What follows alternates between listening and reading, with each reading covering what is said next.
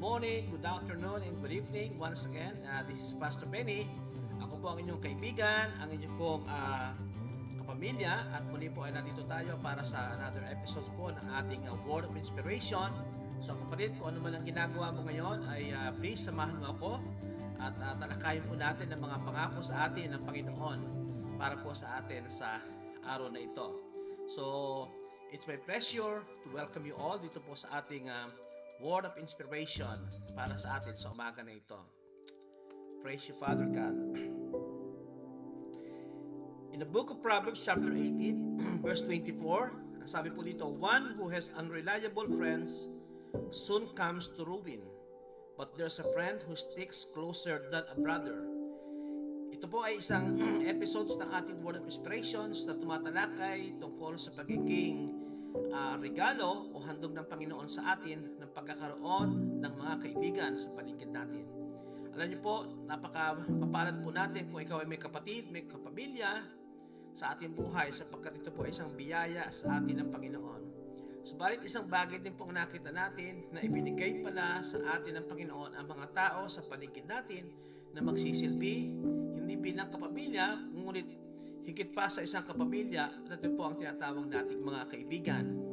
Sinadya ko po na gawin po ito at gawin sa salitang Tagalog upang personally i-dedicate ko po sa lahat ng aking mga kaibigan at aking mga kakilala at kapamilya na mayroon pong mga tunay at tapat na kaibigan.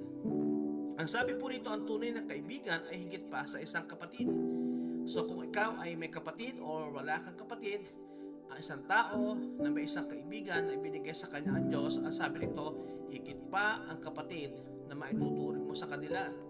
At ang sabi po dito, may mga kaibigan na nananatili pa at nananatili at nagiging tapat sa iyo ng higit pa sa katapatan at pag-ibig na pwedeng ibigay ng isang kapatid sa atin.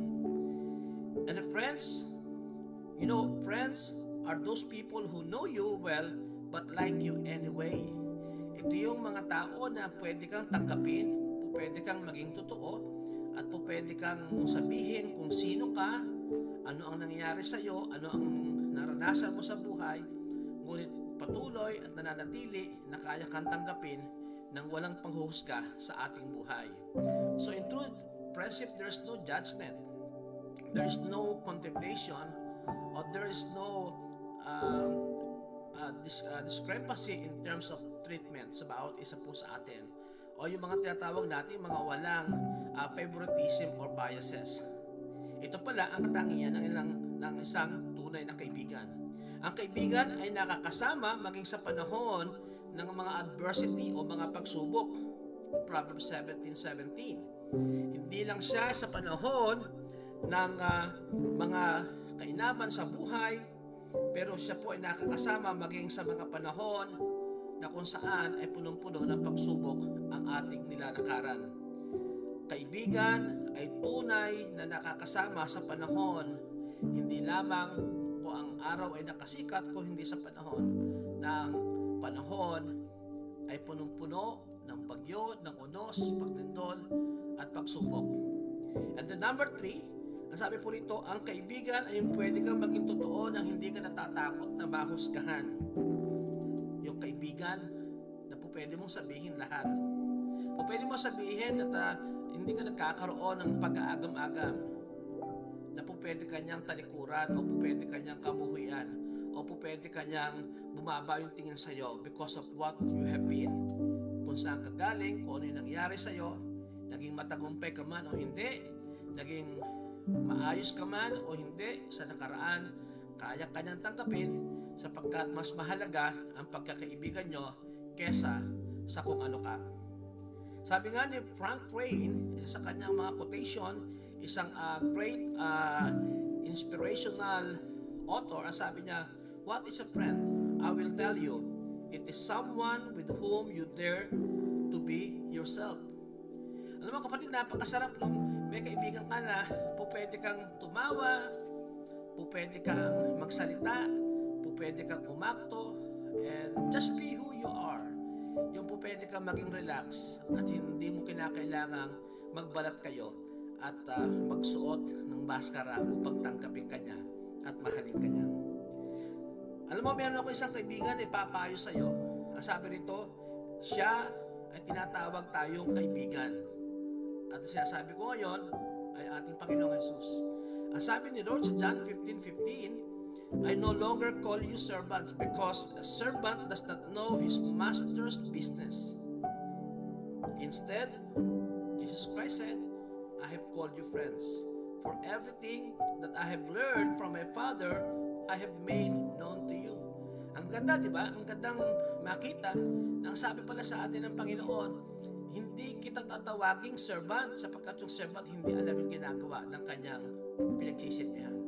Pero ngayon, tatawagin kitang kaibigan.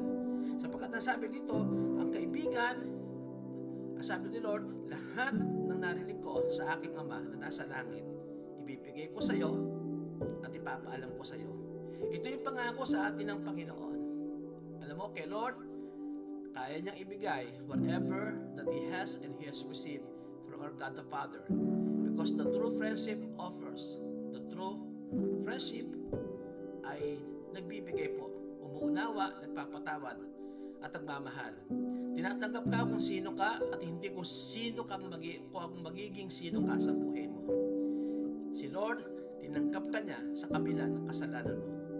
Si Lord, tinanggap ka niya anuman kadilim, anuman yung mga frustration, failures mo, anuman yung mga mababaho, madidilim, at mga masasama natin nagawa in the past, ngayon ay mas mahalaga kay Lord kesa doon sa nakaraang buhay mo.